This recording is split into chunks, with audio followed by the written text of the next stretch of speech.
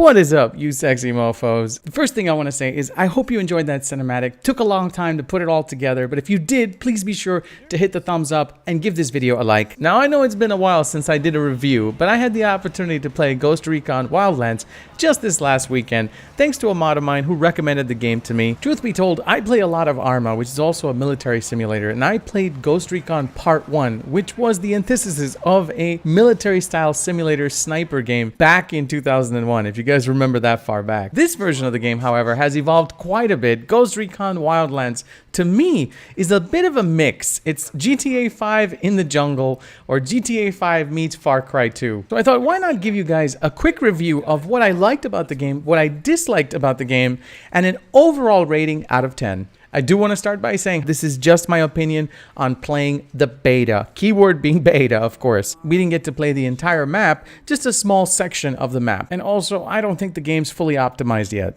Now, I would like to start off by saying that the character creation alone in this game is pretty impressive.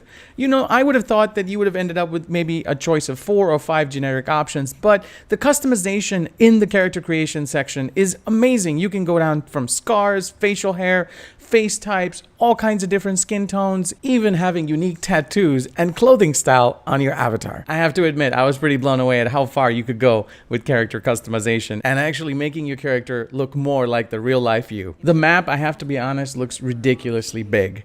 The part that we got to play in the beta was just one part of it, but it seems like that's just one part of 12, I think, in total.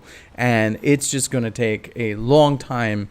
I'm looking at maybe over 70 to 80 hours of actual playtime to complete the entire campaign. That's based on about roughly 4 to 5 hours of game time for each slice of the map. Now, speaking of map, let's talk about the terrain and the style of map this is. Obviously, in the beta, we just got to experience some jungle areas, mountains, and stuff like that. However, with fast travel and the easy access of vehicles and helicopters, it's pretty easy to get from mission to mission while considering really how large, or the large scale of the entire map. I also like the fact that you can play this game single player and get the full experience. You can also play the game with your friends, and that's up to a 4-person co-op experience. One thing I do want to mention about multiplayer or co-op is that I did run into some problems connecting to players that were overseas, like in Europe and in other countries. For some reason, I had no problems or connectivity issues connecting with people within the United States, but it was always an issue when it came to connecting with friends in Europe, Australia, and in other countries. All right, let's talk briefly about customization and skill points now. The gunsmith is back, and you can customize every single part of your gun. I mean, the level of detail, the level of customizations are ridiculous. You can go everything from stock to scopes, triggers, magazines, rails, barrels, and muzzles.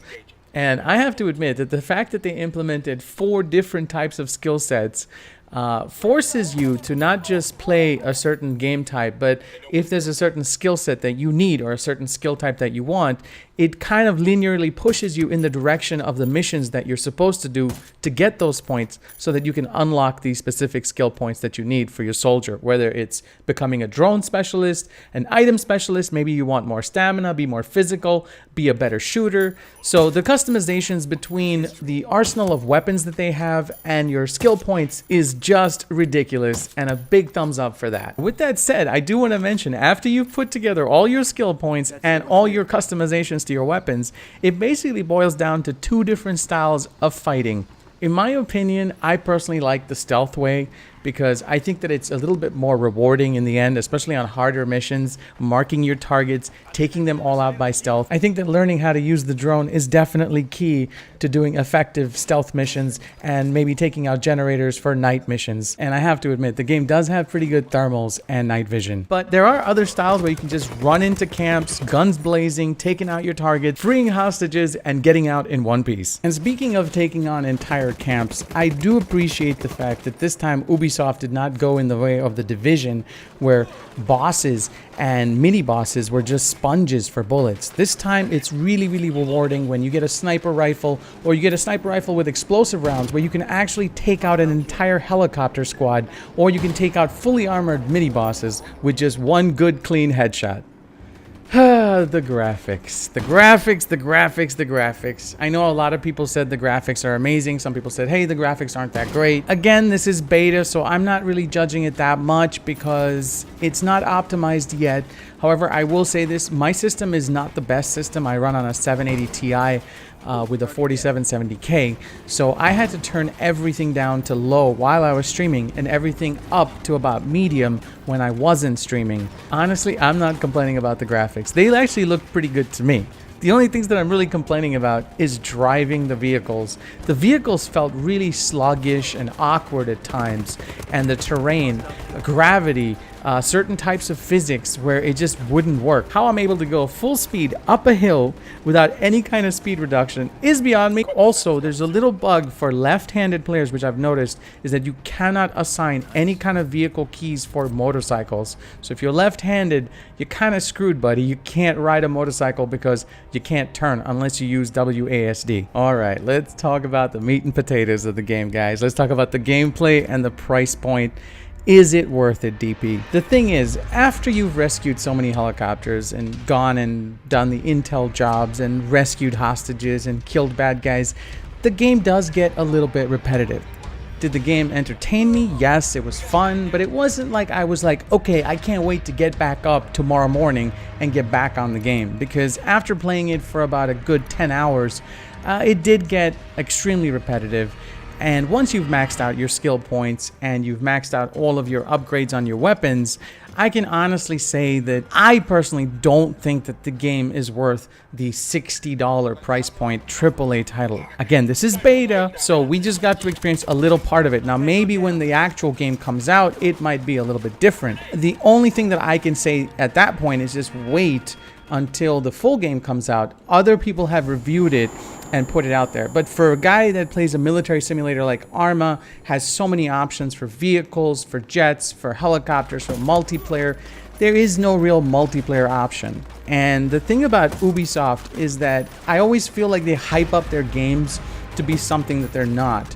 And they have gotten better. I feel like Ubisoft has gotten a little bit better, but I will say this, for me personally, it's not worth the price point of a AAA title of $60. I'm probably going to wait for it to go on sale and probably buy it for about $30 because let's face it, it is a single player co-op style game and we're in 2017. I'm sorry, but you got to give me something different, something special, something unique for me to go out there and give you that full price. All right. So with that said, I'm going to give this game a 7, a solid 7 out of 10 for beta. Is it worth checking out? Yes, it is, guys, but probably check it out once the price drops a little.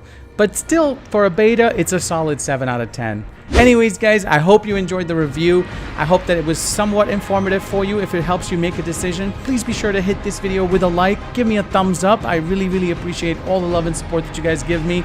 And if you're not already subscribed, hit that button, you sexy mofo. Stay strong, and I'll see you in the next episode.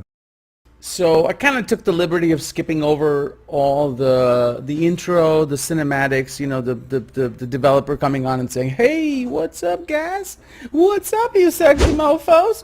This game is epic. MLG, you gotta buy this shit. And it's about drug dealers, and it's about Bolivia. You know, it's a funny story about Bolivia. So I met this girl at the gym, right? What? The $5 holla from Sully